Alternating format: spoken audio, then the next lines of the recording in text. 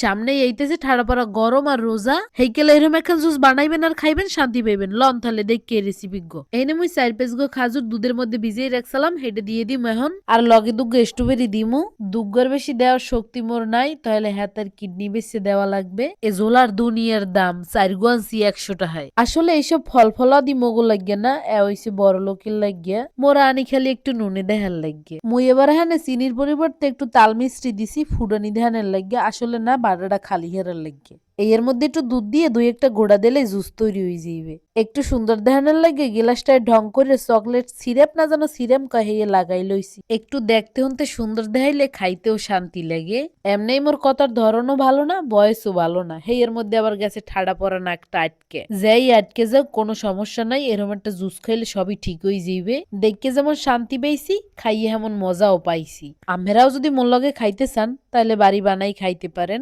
আজকে ভিডিও এই পর্যন্তই আমরাও বানাই খান ময়ও খাইতেছি ভালো থাকেন সবাই আল্লাহ হাফেজ।